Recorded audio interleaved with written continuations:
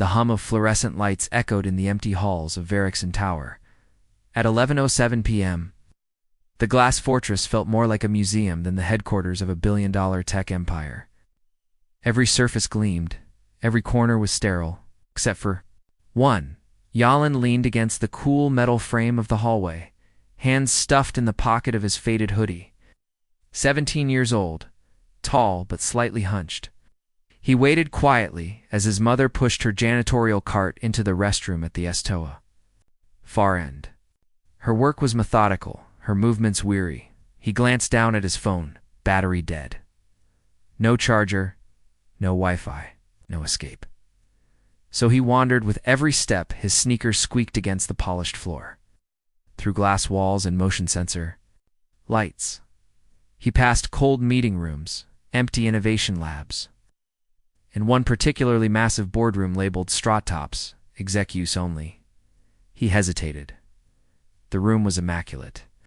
A long obsidian table stretched across its center, surrounded by backed chairs made of black leather.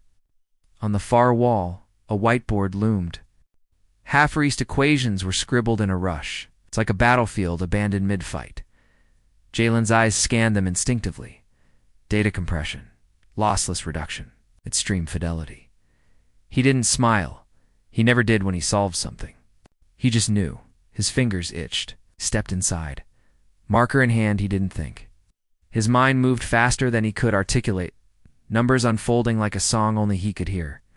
He erased one equation, rewrote another, simplified, abstracted, restructured. Every stroke of ink rewired the problem. Redundancy is a pattern. Break the pattern. Break the bloat. Within minutes, a set of elegant formulas danced across the board, ending in a compression ratio even grad students would have called theoretical. Yalin stepped back, exhaled. He never expected to be noticed.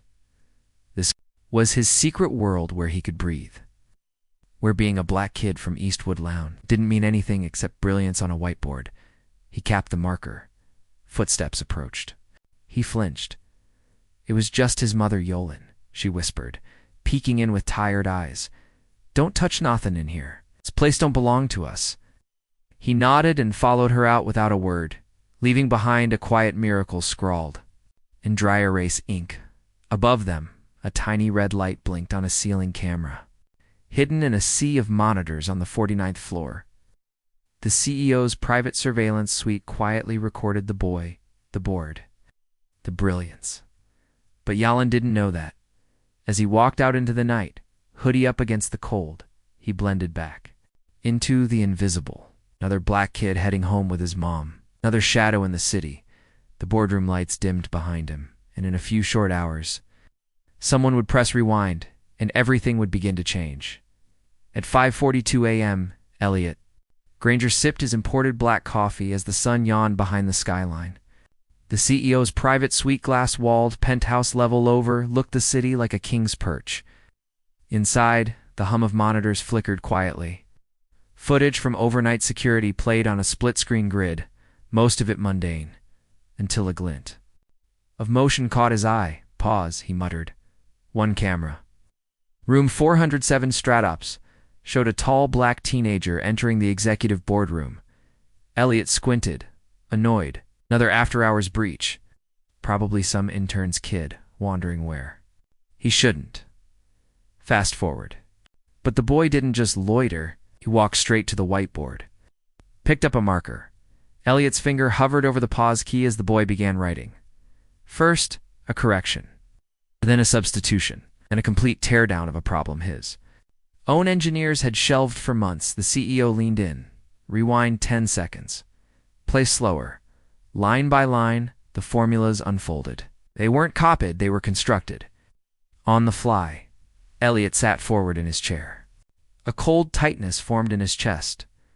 This wasn't doodling. This was a solution. His mind flitted between possibilities. Did someone break in?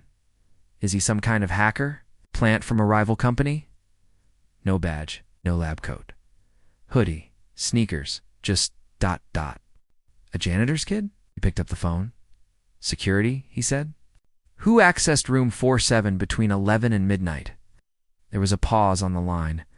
Then only one access card, registered Monique Hill, janitorial staff. Been with us 11 years. Elliot froze. He looked back at the footage. Why?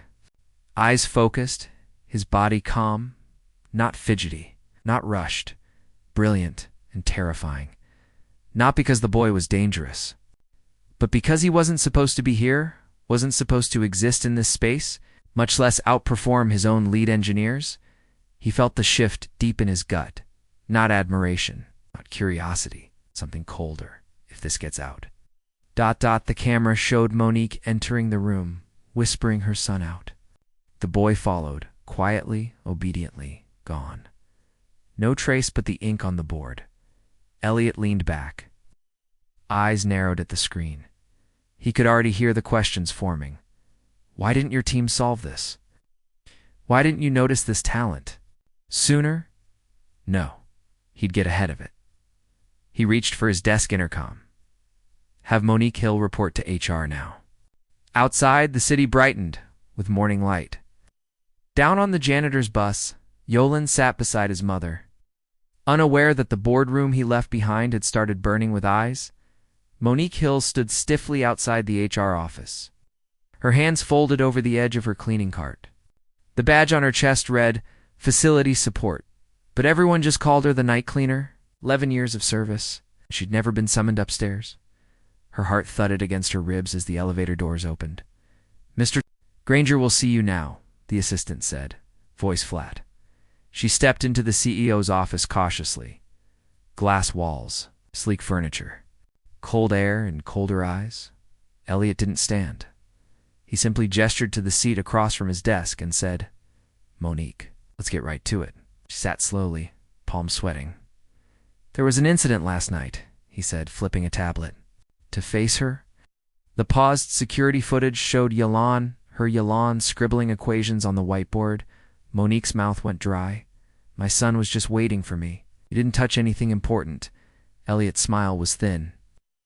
Room is restricted. Confidential intellectual property is often left exposed. We can't have unauthorized individuals wandering in. Monique nodded cautiously. I understand. I'll make sure it doesn't happen again. But Elliot kept going. I'm sure you do. Still, ... I'm obligated to document this for compliance. She blinked. Document what? Your ... Lapse in judgment, he said, his tone clipped. Did you let someone without clearance enter a sensitive zone? I'm afraid that violates several internal policies.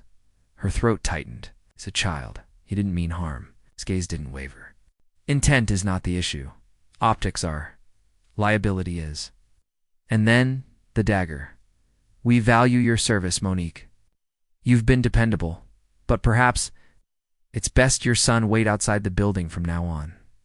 For everyone's sake. Sat there frozen. It wasn't just a warning, it was a threat.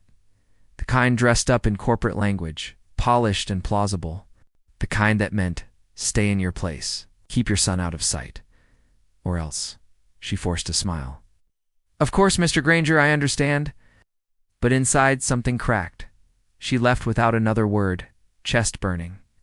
On the ride down the elevator, mirrors reflected her trembling hands. The same hands that had polished every corner of this place, scrubbed coffee from keyboards, picked up shattered glass no one else would touch, just the help they called her. And her son, a trespasser? Threat. Not even worth asking how he wrote those equations. By the time she reached the lobby, Yolan was already waiting, earbuds in, backpack on. He looked up and smiled. You okay, Ma? She nodded, but she didn't tell him. Not yet, because the look.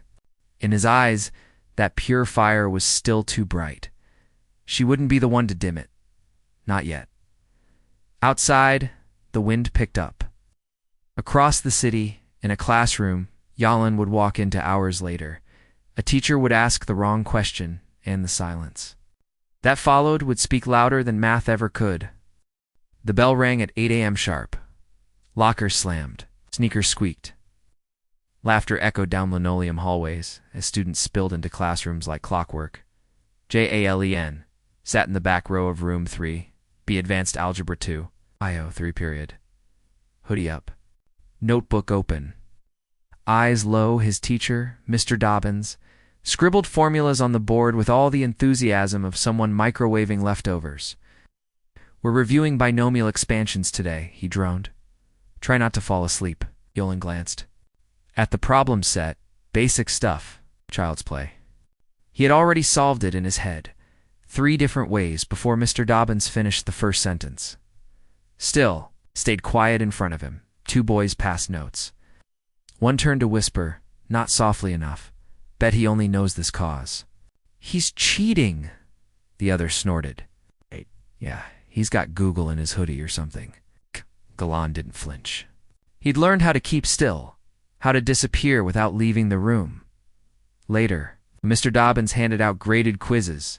He paused at Jalen's desk. "Perfect score." "Again," he muttered. No smile, praise, just suspicion. "You sure? You're not getting help from ... outside?" He added. JLN looked up. "No, sir." "Moo," Dobbins said, moving on. Across the room, a few kids smirked. One rolled her eyes. No one said congratulations. After class, Yolan slipped into the library's real sanctuary. He pulled out a worn spiral notebook filled with problems far beyond his grade level. Fluid dynamics, cryptography, unsolved proofs. His world, safe. Silent, he flipped to a fresh page and began to write. "Yalon," he turned Ms. Carver stood. In the doorway, a stack of books balanced in her arms. Mid-30s, sharp-eyed, and always overdressed for a public high school. Her presence filled rooms, not because she was loud, but because she saw things. "You okay?" she asked, walking over. "Yeah." Mr. Dobbins still questioning your work. He shrugged. "Doesn't matter." She studied him for a moment. "It does, actually." Yalon said nothing. Ms. Carver lowered her voice. "You know, brilliance makes people uncomfortable, especially when it comes in the wrong packaging." He blinked. "What packaging is that?" She smiled, but it didn't reach her eyes. "A hoodie, brown skin, a quiet voice." He looked down. She set a book on the table in front of him. Complexity. The emerging science at the edge of order and chaos. "Try that," she said. No test, no suspicion, just curiosity. Turned it over in his hands like a rare gift. She walked away without asking for anything in return, in the quiet that followed. Yalon opened the book and fell into it like breath after drowning outside. The school's PA crackled with announcements, but Yalon didn't hear them. He didn't know that a screenshot of his whiteboard equation had begun to circulate in internal Verickson emails that morning. He didn't know his name was about to be erased before it was ever known. By Friday morning, the photo had already made its rounds. Grainy image captured from security footage showed a whiteboard, half filled with equations that danced between elegance and impossibility. At the bottom, scrawled in a different pen, a compression ratio. No one in the building had achieved. The original email came from an anonymous account and landed in the inboxes of a dozen engineers in Verickson's data optimization unit with a subject line that simply read, "Found this. Who solved it?" At first it was treated like a joke, maybe a prank by one of the interns, but then someone ran the numbers. The solution worked, and not just passable, but groundbreaking. Exponential leap in data compression efficiency. Within hours, the image had spread to other departments, landed on a Slack thread. Then someone shared it on Twitter with the caption, "Either Verickson just made a quantum leap in compression tech, or a ghost haunts their boardrooms." The tweet exploded. Engineers, students, mathematicians from around the world retweeted. The image, dissecting it line by line. No one knew where it came from. No one could find the name of the person who wrote it, because there wasn't one. No signature. No initials, just math. Inside Verickson, panic set in. The boardroom was restricted. How had a photo leaked? Legal sent memos. PR drafted containment language. And behind closed doors, Elliot Granger was livid. He made one decision fast. Claim it within 24 hours. Rexon issued a statement. The equation in question was part of an internal whiteboard session conducted by our data optimization team.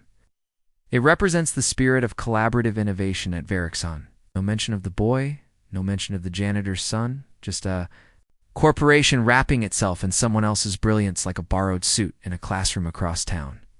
Yulin scrolled through Twitter during lunch, unaware of the image. Even when it landed on his timeline, he blinked past it. He didn't recognize his own work at first. Not in that format, not in that context. It was only when he looked closer, saw the slightly crooked 7 he always wrote with a line through. That something in his chest caught. He looked up. No one else noticed. He didn't say a word. That night, Monique sat silently at the kitchen table, her hands clenched around a cup of tea, long gone cold. Yolande didn't tell her either. He wasn't sure if what he felt was pride or something closer to theft. The next morning, a new thread appeared online. A user had zoomed into the photo, analyzing pen pressure, writing style, comparing it to whiteboard snapshots from known Verickson engineers. Their conclusion? This wasn't written by anyone on staff. Someone's lying. Not the following Monday. The classroom felt colder. Ms. Carver sat at her desk during lunch, scrolling through her phone. The viral whiteboard thread had only grown. Mathematicians were now debating the ethics of corporate erasure. Anonymous tech employees hinted that the author wasn't on Vericksol's staff at all. And then one comment stopped her cold. Look at the handwriting. Whoever wrote this isn't over 18. She glanced at the corner of her desk where Yolande had once turned in a problem set filled with similar structures. Her memory sharpened. The long strokes, the tidy variable grouping, the line through the number 7, it was identical. She looked up. Yolande sat across the room alone, bent over a notebook, quiet, as always. She walked over slowly and pulled the chair beside him. Yolande, that equation. The one going viral? Did you write it? He paused, didn't speak, but his eyes flickered, just for a second. She nodded. I thought so. His shoulders stiffened. It doesn't matter. They already claimed it. But it does matter. She said softly. You did something incredible. They're trying to erase you. Don't let them. He shook his head. My mom could lose her job. Ms. Carver leaned in. What happens if you stay quiet? They take your mind, your work, your demand, make billions. You get nothing. At home that night, Monique scrubbed the same spot on the kitchen counter. 3 times, Jay Lynn stood by the window, silent. Finally, she broke the silence. What you did, it's out there now. I know. They're watching us. I know. She turned to him. I clean their offices, Yolande. I know how they think. You speak up. They'll say you're lying. That you're just some janitor's kid. And they'll make sure no one ever believes you again. He looked down. I'm tired of being quiet. Her voice cracked. So am I. A long silence passed between them. Then Monique walked to the cupboard, pulled out a folder of bills, and placed it on the table. I'm not going to tell you what to do. Just know whatever comes of this, I got your back. The next evening, Yolande sat across from a mic at a local community podcast studio. Ms. Carver had arranged it. No lights, no cameras, just a voice recorder. And Jamal Ortiz, a journalist known for calling out systemic injustice. Jalen's voice was soft at first, hesitant, but as he explained the problem he solved, how the pattern had appeared to him, and how he'd left it on the board not for credit, but because he thought no one would care, something changed. Listeners could hear it, that quiet fire. The episode aired 2 days later, by nightfall. It had over 200,000 streams. One comment echoed across the thread. Whoever this kid is, he's not just smart. He's dangerous to the system that keeps kids like him silent. By Thursday morning, the podcast had cracked 500,000 streams. Clips of Jalen's interviews spread like wildfire across social media. His calm voice, his unshakable logic, his refusal to brag, none of it fit the image people expected. Oh. World suddenly wanted to know, who was this kid? Why didn't Verickson say anything? Why had they taken credit for his work? Journalist Jamal Ortiz doubled down. He posted a follow-up article, The Boy Behind the Boardroom. What Verickson won't tell you. It laid out the timeline, the janitor, the security footage, the silence. He didn't name Yolande, but the dots were too close together to ignore. By noon, Hashtag Virexon stole this trended globally. That afternoon, Virexon held a press conference. Elliot Granger stepped onto the stage.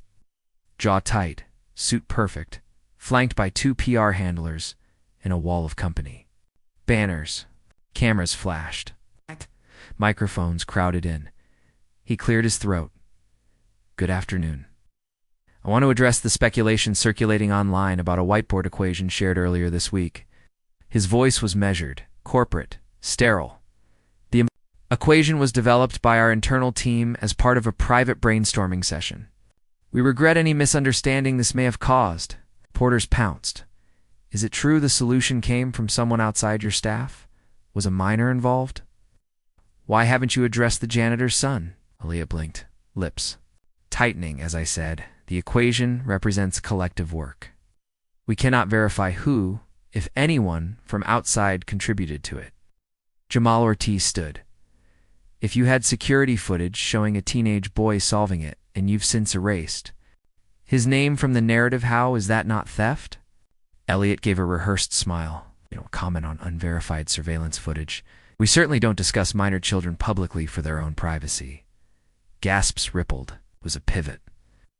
A sleight of hand, but too late in the back. Roe, Helen, NGO senior, data engineer, closed her eyes and exhaled. She'd kept quiet long enough. That night, she sent an encrypted email to Jamal. Attached, internal Slack messages, time-stamped files, and a direct order from Elliot to sanitize public messaging around the boardroom photo. Her message was short. The kid's real. The boardroom footage is real. They're lying. I'm done helping them bury it. The next day, Jamal published the receipts, screenshots, emails, meeting notes. Verickson's narrative crumbled. Protests formed outside headquarters. Shareholders demanded answers. Engineers began threatening walkouts. Someone graffitied the front doors. Brilliance does not equal belonging. His penthouse office, Elliot stood in silence. He stared out at the crowd, fists raised, signs lifted. His empire of glass no longer looked unbreakable.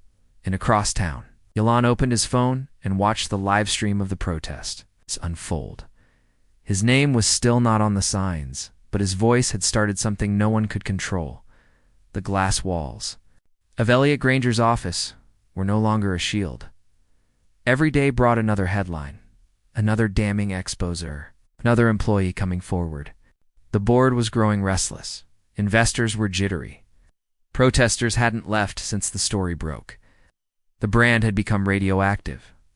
So Elliot devised a move not out of remorse, but necessity. He'd offer the boy a lifeline. Something polished, generous sounding, something that would make the cameras shut up, a scholarship, an internship. A carefully worded press release to make Verickson seem noble, progressive, benevolent.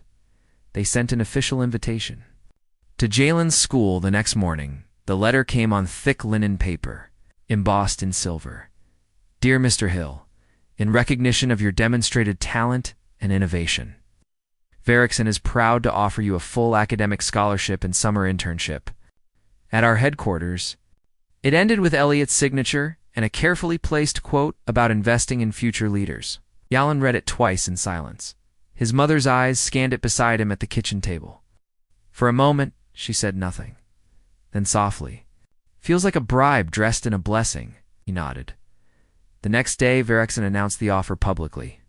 Smiling stock photo of Elliot and a generic image of a young black student shaking hands with an executive circulated with the caption, "Championing young talent, Verickson's vision for equity."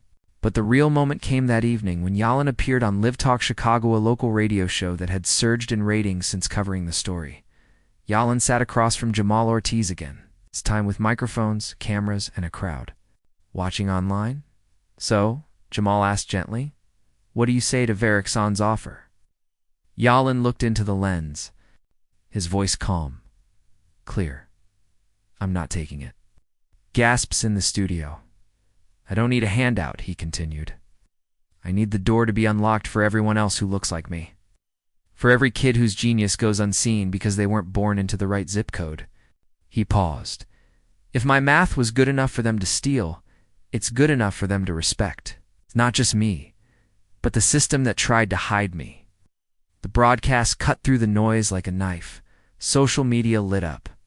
Support poured in from educators, tech professionals, and activists. One user wrote, "That boy just taught the whole country the difference between being included and being used." The next morning, Elliot received an internal memo from the board. "We need to reassess leadership direction." Down in East Woodlawn, Yolande stood at his school's front gate, waiting for first period. Monique kissed his cheek before heading. "To work? You sure you're okay?" she asked. He smiled faintly. It's never been clearer.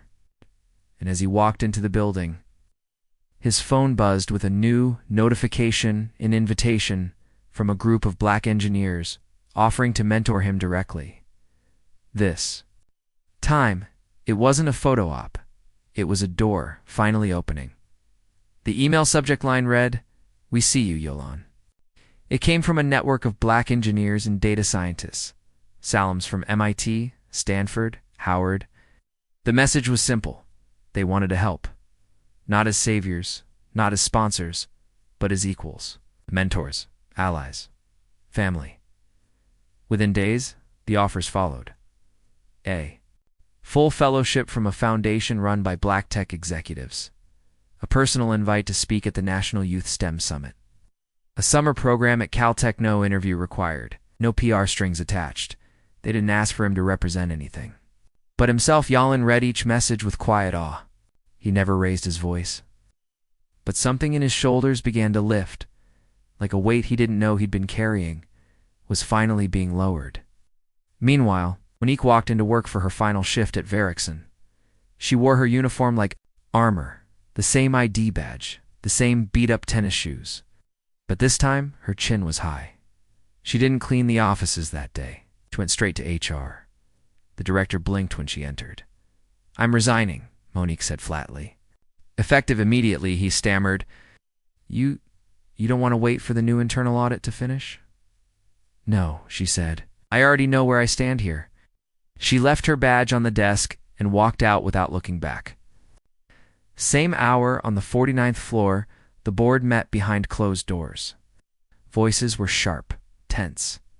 Elliot Granger sat stiffly at the head of the table. His jaw clenched as his legacy crumbled. The head of public affairs didn't sugarcoat it. "Our stock has dropped 12% in 2 weeks. Our recruiting pipeline is frozen. The brand is toxic." Another board member added, "You didn't just lie. You diminished a young black mind in front of the world." Silence. Then the motion was made. Seconded. Voted on. Elliot Granger was out. By evening, a headline ran across every major outlet. Verickson CEO resigns amid scandal. Company commits to reforms, but Yolande didn't post about it. He didn't need to. He was in his room, surrounded by whiteboards gifted by a local makerspace. Scribbling equations with 3 mentors watching over Zoom. They didn't interrupt, just offered questions, challenges, laughter. Downstairs, Monique cooked dinner in silence. The house smelled like garlic and possibility. That night, as they ate together, she asked, "What are you going to do next?" Yolande thought for a moment, then said, "Keep building, my way." She smiled. "That's my boy." The world outside kept spinning. Other headlines replaced his. But behind the noise, something real had shifted because a kid, who had once been invisible, had become undeniable. And he hadn't sold a single piece of himself to get there. The lights dimmed. The stage glowed red. A hushed crowd filled the auditorium. Engineers, parents, students, activists. They leaned forward as a voice announced, "Please welcome... Lone Hill." He stepped into the spotlight wearing a simple black blazer over a gray hoodie. The audience applauded, not out of pity or novelty, but reverence. Behind him, screen lit up. At first glance, it looked like any high-tech workspace. A sleek conference table. A wall-length whiteboard filled with complex equations, chrome, accents on the furniture. But those who knew the story recognized it instantly. It was a replica of Verickson's Stratop's boardroom, the place where it had all begun. But this version was different. In this room, the doors were wide open. Jalen paused. He looked over the crowd, took a deep breath, then spoke. A year ago, he began. Why waited for my mom to finish her cleaning shift in a building I had no real business being in? A low, knowing murmur rippled through the crowd. I walked. Into a room that wasn't mine, I picked up a marker. I solved a problem no one thought I could solve. When I left, I didn't expect anyone to notice. He paused.